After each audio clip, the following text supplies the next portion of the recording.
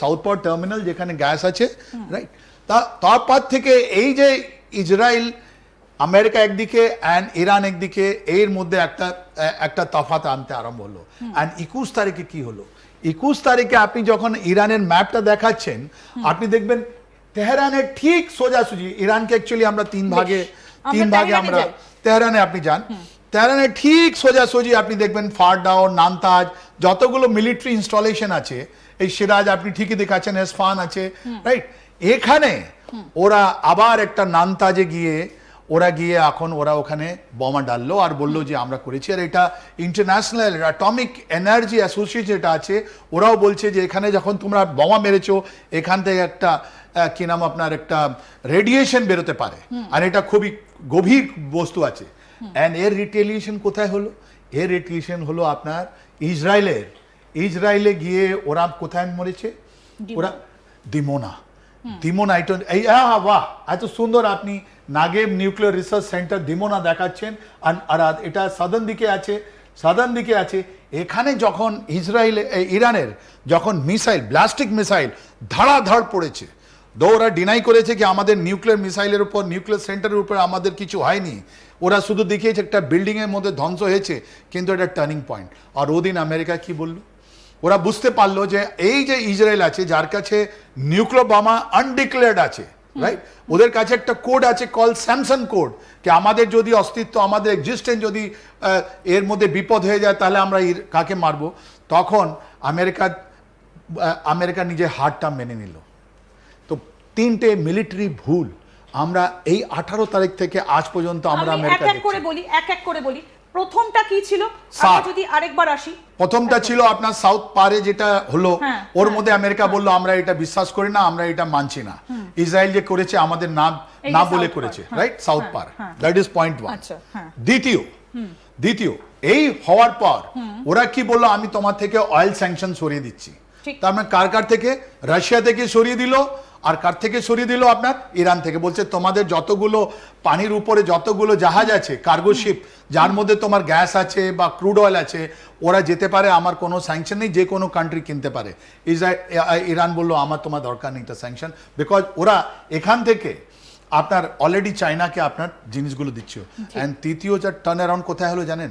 তৃতীয়টা যখন হলো এই ইসরায়েল যেটা হলো, আগে ওরা বললো যে এটা তো ভালো হয়নি, তোমরা নিউক্লিয়ার জিনিসটা মারছো। যখন ইসরায়েল হিট হলো, তখন ট্রাম্প, যিনি বলেছিলেন সাউথ পাওয়ারটা, উনি বলছেন আমি তোমার এই যে ইলেকট্রিসিটি আছে আমি ধ্বংস করে দাও, আমি তোমাকে 48 আওয়ার্স দিচ্ছি, তুমি নিজের সিজ ফায়ার করে দাও। আজকে 2 দিন আগে ট্রাম্প ইরানকে ধমকি দিলেন যে এই 2 দিনের মধ্যে তুমি নিজের যতগুলো এনার্জি আছে ওইটা তুমি শেষ করে দাও, নাহলে তোমরা ধ্বংস হয়ে যাবে। ইরান কি বললো? ইরান এসকেলেটরি, বলা দম আছে তুমি করে নাও। আগে আপনি টার্গেট অ্যানালিসিস করে দেখুন। তার মানে কি হয়, এই যে ট্রাম্প যখন ওকে ইরানকে ধমকি দিলেন, মনে হয় ওদের যে ইন্টেলিজেন্স কমিউনিটি আছে ওনাকে ব্রিফ করতে পারেনি কি ভাই যে ইরানের যেটা ইলেকট্রিসিটি গ্রিড আছে, যেটা আমরা বলি, এই যে গ্রিড গুলো আছে, ওই গ্রিড গুলো কোনো একটা জায়গা থেকে এনার্জি ড্র করছে না। ওদের যে 31 প্রভিন্স আছে, যে জায়গা আছে, সব জায়গা গ্যাস রিলেটেড আপনার ওখানে ওদের টারবাইন চলছে। এই প্রভিন্স গুলো যদি কাছ থেকে দেখা যায় তাহলে খুব সুন্দরভাবে বোঝা যাবে। এই যে মোজাইকের মতো যে দাগগুলো রয়েছে, এগুলোকে দিয়ে কিন্তু আলাদা করা হয়েছে। আর একটা কোনো জিনিস তুমি ভেঙে দিলে ওদের তো স্টেশন, সাব স্টেশন, অনেকগুলো কনভেনশনাল, নন কনভেনশনাল এনার্জি আছে, ওরা তো হায়ার এনার্জি গিগাবাইটে ওরা প্রডিউস করছে। তো তার মানে ট্রাম্পকে যিনি যারা করেছিল, কি নাম, ব্রিফিং করেছিল, ট্রাম্প মিসলেড হয়েছিলেন। ওরা ভেবেছিলেন কোনো একটা জায়গা আছে, ওদের নিউক্লিয়ার কোনো জায়গা আছে যার থেকে পুরো ইরানের কাছে বিদ্যুৎটা যাচ্ছে, ওটা তো হয়নি। তো ইরান বললো তোমার ক্ষমতা থাকলে তুমি করে দাও, আর আমার তোমাকে দেখিয়ে দেবো। তখন এই কাইনেটিক, নন কাইনেটিক ওয়ারফেয়ার, যে কাইনেটিক ওয়ারফেয়ার যেটা ছিল, যুদ্ধ যখন মিলিটারি টু মিলিটারি হচ্ছিল, একটা আলাদা ধরনের একটা শেপ নিয়েছে 22 তারিখ থেকে 22শে মার্চ, 2 দিন ধরে। আর আমেরিকা কে ফোর্স করা হলো, না না না ঠিক আছে আমি তোমাদের সঙ্গে কথা বলবো, আমি তোমাকে 5 দিনের আরো একটা টাইম দিচ্ছি, রাইট? তো লেটস সি হোয়াট হ্যাপেন। আজকে চতুর্থ সপ্তাহে যখন আমরা ঢুকেছি এখানে, তাহলে আমেরিকান যে টেকনোলজিক্যাল অ্যাডভান্সমেন্ট ছিল, যে আমেরিকা বারবার বলতো তোমার দেশ আমি ধ্বংস করে দেবো, টমাহাক মেরে দেবো, আমাদের ইউএসএস এটা ওয়ারশিপ যাচ্ছে, মনে আছে 1971 সেভেন্থ ফ্লিট, আমার কাছে এ ফ্লিট আছে, ও ফ্লিট আছে, সব শেষ খান খান।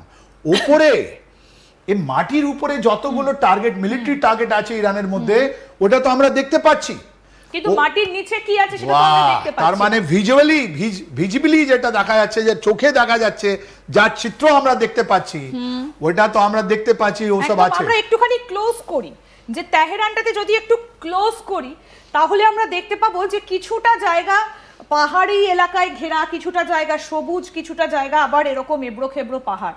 আমরা জানি না যে এই পাহাড়ের খোপে খোপে বা পাহাড়ের নিচে বা মাটির নিচে ইরান কি কি করে রেখেছে, এবং সেখানকার কি ছবি আমরা সত্যিই সেটা জানি না। কিন্তু একটা বিষয় আমি স্যার এবার যে আলোচনাটাতে আসব, এই যে স্ট্রেট অফ হরমুজ, মানে এই যে মোদ্দা কথা, এই ছোট্ট জায়গাটা, এই ছোট্ট জায়গাটাকে নিয়েই তো যত গন্ডগোল, যত কিছু।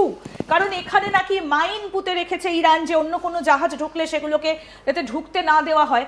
এই হচ্ছে স্ট্রেট অফ হরমুজ, এদিকটা হচ্ছে পার্সিয়ান গালফ। নিশ্চয়ই আপনারা এতটা বুঝতে পেরেছেন যে পার্সিয়ান গালফ, এবং তারপর এই স্ট্রেট অফ হরমুজ পেরিয়ে গালফ অফ ওমান দিয়ে যে জায়গাটা এসে পড়ছে আরাবিয়ান সিতে, এখানে দুটো জাহাজ দাঁড়িয়েছিল অনেক দিন। ডোনাল্ড ট্রাম্প বলেছিলেন সব থেকে শক্তিশালী যুদ্ধ জাহাজ আমাদের কাছে রয়েছে, কিন্তু এখন আর আমরা এটা যে ম্যাপ থেকে দেখাচ্ছি এটা গুগল ম্যাপ, কিন্তু স্যাটেলাইট ম্যাপ থেকেও কিন্তু তার অস্তিত্ব এখন আর দেখা যাচ্ছে না, রাডারেই ধরা পড়ছে না যে কোথায় ইউএসএস জেরাল্ড ফোর্ট আর কোথায় বা আব্রাহাম লিঙ্কন, সেগুলো আর দেখা যাচ্ছে না।